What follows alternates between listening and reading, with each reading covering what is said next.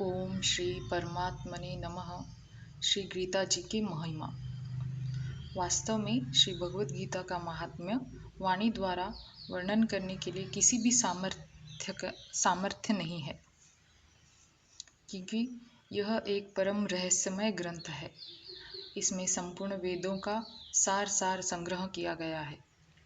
इसकी संस्कृति इतनी सुंदर और सरल है कि थोड़ा अभ्यास करने से मनुष्य उसको सहज ही समझ सकता है, परंतु इसका आशय इतना गंभीर है कि आजीवन निरंतर अभ्यास करते रहने पर भी उसका अंत नहीं आता। प्रतिदिन नए नए भाव उत्पन्न होते रहते हैं। इससे यह सदैव नवीन बना रहता है एवं एकाग्र चित्त होकर श्रद्धा भक्ति सहित विचार करने से इसके पद पद में परम रहस्य भरा हुआ प्रत्यक्ष प्रतीत होता है।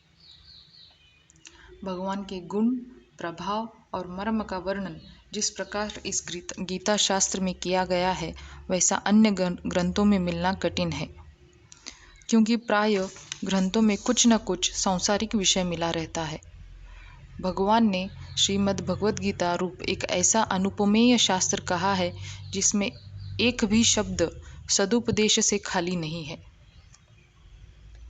श्री व्यासदेव जी ने महाभारत में गीता जी का वर्णन करने उपरांत कहा है, गीता सुगीता कर्तव्या किमन्ये शास्त्र विस्तरे या स्वयं पद्माभस्य मुख्य पद्मादिनी श्रुता।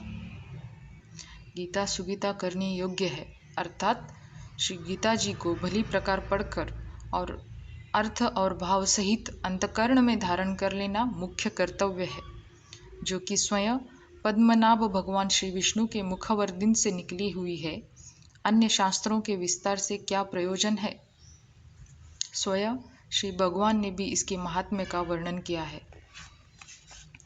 इस गीता शास्त्र में मनुष्य मात्र का अधिकार है, चाहे वो किसी भी वर्ण आश्रम में स्थित हो, परंतु भगवान में श्रद्धालु और भक्तियुक्त आशय होना चाहिए, क्योंकि भगवान ने अपने भक्तों में ही इसका प्रचार करने के लिए आज्ञा दी है तथा यह भी कहा है कि स्त्री, वैश्य, शूद्र और पाप योनि भी मेरे परायण होकर परम गति को प्राप्त होते हैं। अपने अपने स्वाभाविक कर्मों द्वारा मेरी पूजा करके मनुष्य परम सिद्धि को प्राप्त होते हैं। इन सब पर विचार करने से यही ज्ञात होता है कि परमात्मा की प्राप्ति में सभी का अधिकार है।